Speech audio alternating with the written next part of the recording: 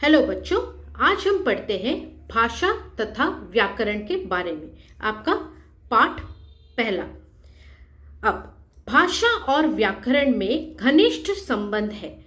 That means भाषा और व्याकरण दोनों के बीच में एक बहुत गहरा संबंध है। व्याकरण भाषा के नियमों की जानकारी देता है। व्याकरण मीन्स ग्रामर, भाषा मीन्स लैंग्वेज। तो व्याकरण जो ग्रामर है वो लैंग्वेज के रूल्स की जानकारी देता है, किंतु भाषा केवल व्याकरण के नियमों से बंधकर नहीं चलती है। That means your language is not just restricted to grammar.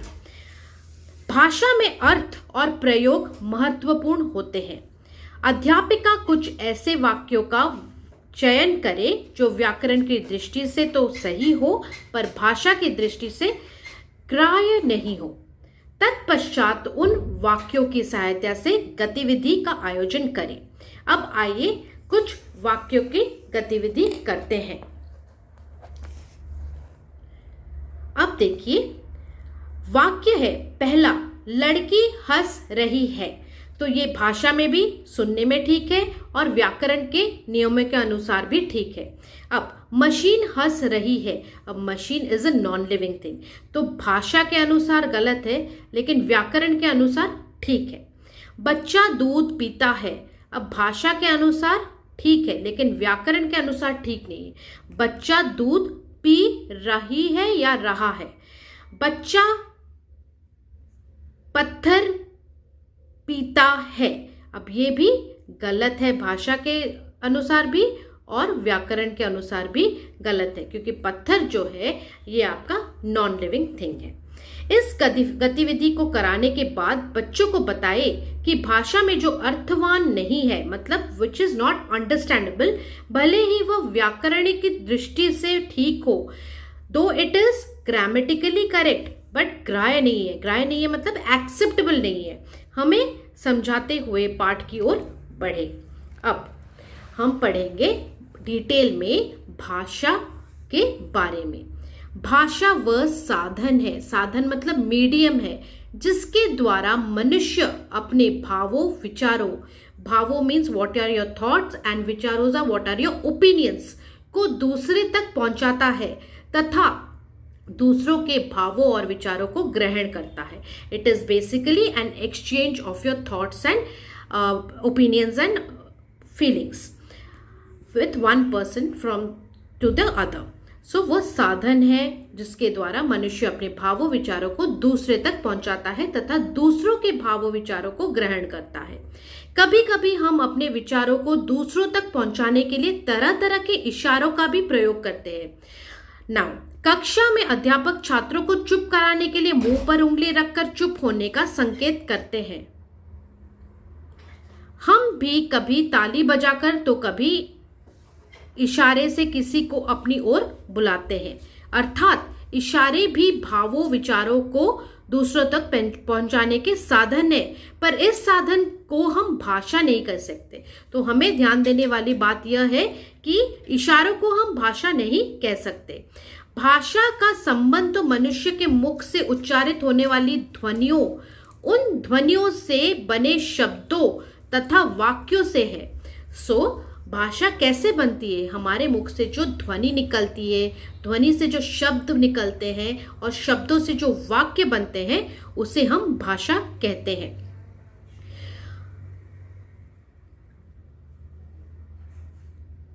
जिन्हें या तो व्यक्ति बोलकर प्रकट करता है अथवा लिखकर। इस प्रकार हमें भाषा के दो रूप देखने को मिलते हैं, एक उच्चारित या बोलचाल का रूप तथा लिखित रूप। तो भाषा के कितने रूप है? दो रूप है, एक मौखिक या उच्चारित या बोलचाल वाला और दूसरा है लिखित। इन्हीं रूपों को क्रमशः उच्चारित भाषा या मौखिक भाषा, उच्चारित means what we are uttering, what we are saying, उच्चारण जो कर रहे हैं उस भाषा को उच्चारित भाषा या मौखिक भाषा बोलते हैं तथा दूसरी भेद को लिखित भाषा कहा जाता है।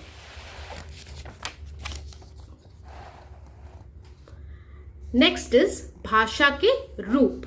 अब भाषा के जो रूप है वो पहला है आपका उच्चारित भाषा, स्पोकन लैंग्वेज। भाषा का बोलचाल वाला रूप ही उच्चारित भाषा है। उच्चारित भाषा या मौखिक भाषा का इतिहास बहुत पुराना है। जब से मनुष्य का जन्म हुआ होगा तभी से उसने बोलना आरंभ कर दिया होगा। उच्चारित भाषा का आधार मुख से उच्चारित की जाने वाली स्वर तथा व्यंजन ध्वनियां होती है। Like in your English grammar you have your consonants and vowels, वैसे हिंदी ग्रामर में आपके हैं स्वर और व्यंजन ध्वनियां, जिससे हम बोल सकते हैं। ये ध्वनियां आपस में मिलकर तरह तरह के शब्द बनाती है। इन शब्दों का ही प्रयोग हम विभिन्न वाक्यों में करते हैं। ध्वनियां जो कि बनी हुई आपके स्वर और व्यंजन से मिलकर बनते हैं शब्द। शब्द उच्चारित करने पर और प्रयोग करते हैं हम वाक्यों में, जो कि उच्चारित भाषा का प्रयोग व्यक्ति तभी करता है जब कोई श्रोता उसके सामने होता है। श्रोता मीन सुनने वाला। उच्चारित भाषा का प्रयोग व्यक्ति कब करेगा, कब बोलेगा, जब कोई श्रोता या सुनने वाला सामने होगा। इस प्रकार उच्चारित भाषा ध्वनियों पर आधारित होती है। ध्यान में रखेंगे, उच्चारित भाषा ध्वनियों पर आधारित होती है। भाषा के इस रूप की कमी यही है कि यह उच्चारित होते ही समाप्त हो जाता है। There is no evidence of it. बस हमने बोला, सामने वाला श्रोता ने सुना, बस। अतः यह भाषा का अस्थायी रूप है। It is not a permanent form of language. Now, लिखित भाषा किसे कहेंगे? जब श्रोता हमारे सामने नहीं होता तो हम अपनी बातों को लिखकर दूसरों तक पहुंचाते हैं। भाषा को लिखने के लिए हर भाषा में प्रत्येक ध्वनि के लिए कुछ लिखित चिन्ह बना लिए जाते हैं। ठीक है, अब भाषा को लिखित रूप में वी नीड सम, जो ध्वनि निकल रही है उसको हमें पेपर पे एक्सप्रेस करना है। तो कैसे एक्सप्रेस करेंगे? थ्रू सम लिखित चिन्ह, through some writings, through some marks. यह लिखित चिन्ह ही लिपि चिन्ह या वर्ण कहे जाते हैं। They are your alphabets which are written on the paper. So उसे हम वर्ण कहते हैं। शब्दों तथा वाक्यों को लेखन इन्हीं वर्णों के माध्यम से किया जाता है। अब ये जो अल्फाबेट्स है ये जुड़कर वर्ड्स बनते हैं, शब्द बनते हैं। ठीक है, अब शब्द और वर्ड्स वो जुड़कर बनते हैं वाक्य या सेंटेंसेस। शब्दों तथा वाक्यों को लेखन इन्हीं वर्णों के माध्यम से किया जाता है। इस तरह से लिखित भाषा वर्णों पर आधारित होती है। भाषा का यह रूप स्थायी रूप है, परमानेंट है, क्योंकि यह कभी समाप्त नहीं होता। अब उच्चारित भाषा तथा लिखित भाषा में अंतर क्या है? उच्चारित भाषा का आधार ध्वनि है, लिखित भाषा का आधार वर्ण है, अल्फाबेट है। उच्चारित भाषा बोलकर व्यक्त की जाती है, लिखित भाषा लिखकर व्यक्त की जाती है। उच्चारित भाषा भाषा का अस्थायी रूप होती है, लिखित भाषा भाषा का स्थायी रूप होती है। उच्चारित भाषा गतिशील होती है, लिखित भाषा स्थिर होती है। उच्चारित भाषा भाषा का प्रधान रूप है और लिखित भाषा भाषा का गौण रूप है। ठीक है, आपने कक्षा 6 में पढ़ा है भाषा का प्रधान और गौण रूप क्या है। अब लिपि या लेखन व्यवस्था, how do you arrange it?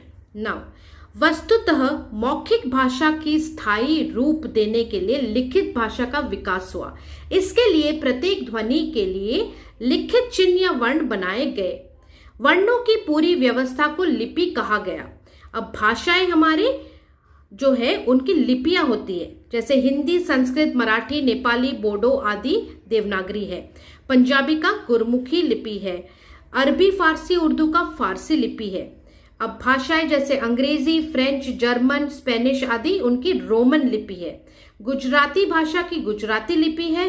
रूसी और बुल्गेरियन आदि की भाषा की लिपि है रूसी। अब ध्यान रखेंगे, भाषा की ध्वनियों को लिखित रूप में प्रकट करने के लिए निश्चित किए गए चिन्हों जो कि वर्ण कहलाते हैं, उनकी व्यवस्था को लिपि कहते हैं। ठीक है, भाषा में क्या होती है बच्चों? ध्वनियां होती है। अब इन ध्वनियों को लिखित रूप में प्रकट करने के लिए हमें क्या चाहिए बच्चों? निश्चित किए गए कुछ चिन्ह। अब ये निश्चित किए गए चिन्ह क्या होते हैं? हमारे व्याकरण में वर्ण होते हैं। तो उन वर्णों को व्यवस्थित रूप में लिखना लिपि कहलाता है।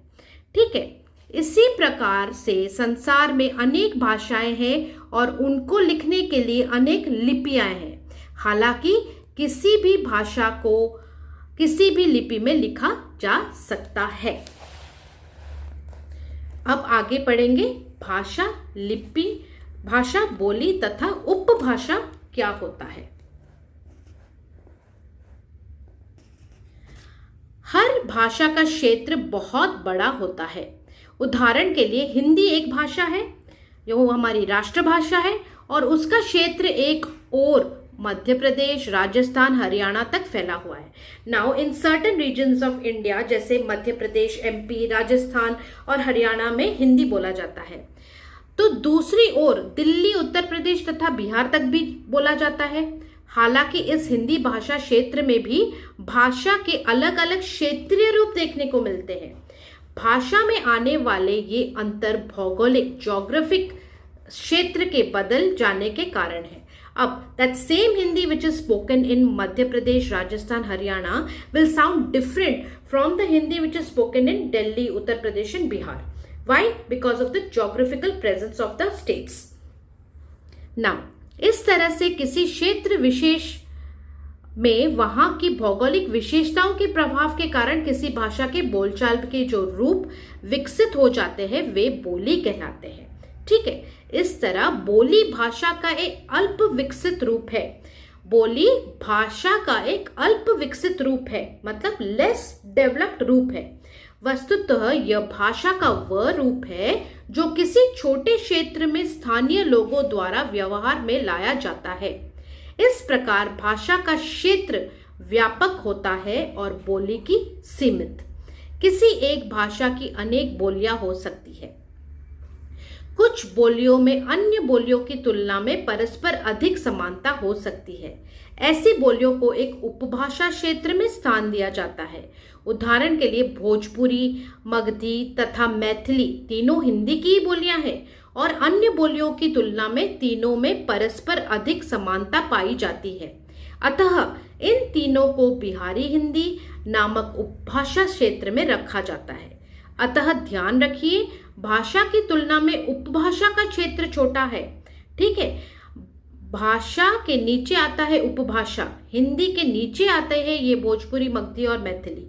ठीक है, पर बोली में बड़ा हो, उनके क्षेत्र में बोली जाने वाली मैथिली, भोजपुरी, मगधी वो बड़ा है, लेकिन उपभाषा अगर माना जाए तो वो नीचे है, भाषा के नीचे आते हैं। ठीक है, वस्तुत्व हिंदी की समस्त बोलियों को 5 उपभाषा क्षेत्रों में वर्गीकृत किया गया है। पश्चिमी हिंदी, पूर्वी हिंदी, बिहारी हिंदी, पहाड़ी हिंदी और राजस्थानी हिंदी। अब आइए पढ़ते हैं व्याकरण के बारे में। हर भाषा में कुछ नियम होते हैं। इन्हीं नियमों को ध्यान में रखकर हम उस भाषा के शुद्ध तथा अशुद्ध रूपों को निर्धारित करते हैं।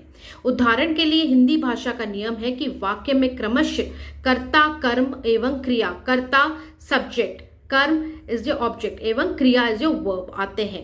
ठीक है, जबकि अंग्रेजी भाषा में पहले कर्ता, उसके बाद क्रिया और अतः में कर्म आता है।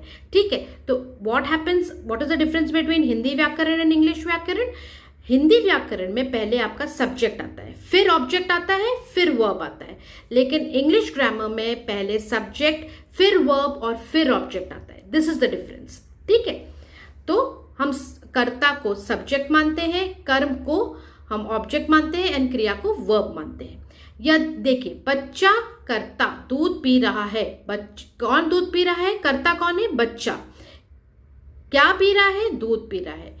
क्या क्रिया की जा रही है? पीने की क्रिया की जा रही है। ठीक है, लड़कियां अखबार पढ़ रही हैं। कर्ता कौन है? किसके बारे में बात कर रहे हैं? लड़कियां। क्या पढ़ रहे हैं? ऑब्जेक्ट क्या है? अखबार। क्या क्रिया की जा रही है? पढ़ रही हैं, पढ़ने की क्रिया की जा रही है। वे खाना बना रही हैं। वे किसके बारे में बात कर रहे हैं? कर्ता कौन है? वे है। क्या कर्म, मतलब what is the action being done on खाना? क्या क्रिया हो रही है? खाना बनाने की क्रिया हो रही है। ठीक है, अब यदि भाषा के इन नियमों का ध्यान न रख के हिंदी में कोई कहता है कि बच्चा पी रहा है दूध तथा अंग्रेजी में कहता है कि the child milk is drinking, तो वाक्य अशुद्ध हो जाएगा। It doesn't sound sensical. Now इस प्रकार प्रत्येक भाषा में अनेक नियमों को ऐसी व्यवस्था होती है जिसके आधार पर उस भाषा का शुद्ध रूप तय किया जाता है। ये नियम की उस भाषा की संरचना को नियंत्रित करते हैं। भाषा के ये नियम शब्द, पद, पदबंध, वाक्य आदि सभी स्तरों पर कार्य करते हैं। भाषा सिखाते समय इन्हीं नियमों को जानकारी शिक्षितों को दी जाती है। ठीक है, भाषा के नियमों का अध्ययन जिस शास्त्र के अंतर्गत किया जाता है उस शास्त्र को व्याकरण कहते हैं। आपको इसको याद रखना है, व्याकरण किसे कहते हैं? भाषा के नियमों, लैंग्वेज के रूल्स का अध्ययन जिस शास्त्र के अंतर्गत किया जाता है उस शास्त्र को व्याकरण कहते हैं। व्याकरण के अंतर्गत नियमों का अध्ययन प्रमुख रूप से 3 शीर्षकों के अंतर्गत किया जाता है: वर्ण विचार, शब्द विचार तथा वाक्य विचार। वर्ण विचार इज एनालाइजिंग योर अल्फाबेट्स, शब्द विचार एनालाइजिंग योर वर्ड्स एंड वाक्य विचार एनालाइजिंग द सेंटेंसेस। सो व्याकरण के कितने अंग हैं? 3 अंग हैं: वर्ण विचार, शब्द विचार और वाक्य विचार। तो इसमें हमने क्या सीखा कि भाषा वह साधन है जिसके द्वारा मनुष्य अपने भावों या विचारों को दूसरे तक पहुंचाता है। इशारों द्वारा किया गया संप्रेषण भाषा नहीं कहा जा सकता। भाषा के कितने रूप हैं? 2 रूप हैं: उच्चारित या मौखिक तथा लिखित भाषा। उच्चारित भाषा का आधार ध्वनियों तथा लिखित भाषा का आधार वर्ण होते हैं। किसी भाषा के उच्चारित रूपों को लिखकर प्रस्तुत करने का ढंग लिपि है। देवनागरी लिपि में हिंदी, संस्कृत, नेपाली, बोडो, मराठी आदि भाषाएं लिखी जाती है। इसको आपको याद करना है। भाषा के नियमों का अध्ययन जिस शास्त्र के अंतर्गत किया जाता है उसे व्याकरण कहते हैं। व्याकरण के 3 अंग होते हैं: वर्ण विचार, शब्द विचार तथा वाक्य विचार। अब आइए अभ्यास करें। निम्नलिखित प्रश्नों के उत्तर दीजिए। भाषा किसे कहते हैं? मौखिक भाषा तथा लिखित भाषा में अंतर बताइए। लिपि किसे कहते हैं? व्याकरण का क्या कार्य है? ये सब हमने डिटेल में चैप्टर में पढ़ा है। मौखिक भाषा या उच्चारित भाषा तथा लिखित भाषा में अंतर बताइए। यहाँ पर आपका ये पूरा आपका आंसर यहाँ पे दिया गया है, इसको आप लिखेंगे। अब आइए दूसरा वाला करते हैं। सही स्थान पर टिक लगाइए तथा गलत स्थान पर क्रॉस लगाकर निशान लगाइए। विचारों को व्यक्त करने का साधन ही भाषा है, यह सही है, इस पे आप टिक लगाएंगे। अब भाषा में केवल बोलकर ही हम अपने विचार व्यक्त कर सकते हैं? No, this is wrong. हम लिख कर भी कर सकते हैं। उच्चारित भाषा का आधार होता है वर्ण? नहीं, उच्चारित भाषा का आधार होते हैं ध्वनियां। उच्चारित भाषा को लिखित रूप में व्यक्त करने के लिए किसी न किसी लिपि का सहारा लिया जाता है, ये सही है। अंग्रेजी की लिपि रोमन है, ये भी सही है। व्याकरण हमें भाषा के शुद्ध तथा अशुद्ध रूप का ज्ञान कराता है, यह सही है। अब रिक्त स्थानों की पूर्ति कीजिए। भाषा वह साधन है जिसके द्वारा हम अपने विचारों को दूसरों तक पहुंचाते हैं। भाषा के 2 रूप होते हैं, पहला उच्चारित तथा दूसरा लिखित। लिखित भाषा का रूप स्थायी होता है। मौखिक भाषा का प्रधान रूप होता है। मराठी भाषा का लिपि का नाम है देवनागरी। अब निम्नलिखित भाषाएं किस लिपि में लिखी जाती है? ये आंसर आपका यहाँ पर दिया गया है, आप लिखकर इसको याद करेंगे। अब 5th, निम्नलिखित प्रश्नों के सही उत्तर चुनकर उस पर टिक का चिन्ह लगाइए। कौन सा कथन असत्य है? Which statement is not correct? इशारों को भी भाषा कह सकते हैं, this is not correct, so you will tick it. कौन सा कथन सत्य है? Which statement is correct? लिखित भाषा का स्थायी रूप होता है, इसको आप टिक करेंगे क्योंकि ये ठीक है। कौन सा कथन असत्य है? Which is false statement? वर्णों की पूरी व्यवस्था को लिपि कहते हैं, नहीं, ये गलत है। किस भाषा की लिपि देवनागरी नहीं है? गुजराती की, क्योंकि गुजराती की लिपि गुजराती ही है। किस भाषा की लिपि रोमन नहीं है? रूसी की। ठीक है, तो इसके साथ हम आपका पहला पार्ट खत्म करते हैं। If you like my channel please like, share and subscribe जरूर कीजिए। नोटिफिकेशन बटन को ऑन रखिए ताकि नेक्स्ट वीडियो डालूं तो आपको नोटिफिकेशन मिल जाए। कमेंट्स में मुझे लिखकर बताइए बच्चों, आपको कौन से टॉपिक, सब्जेक्ट और चैप्टर पे नेक्स्ट वीडियो चाहिए। Kindly subscribe. Thank you.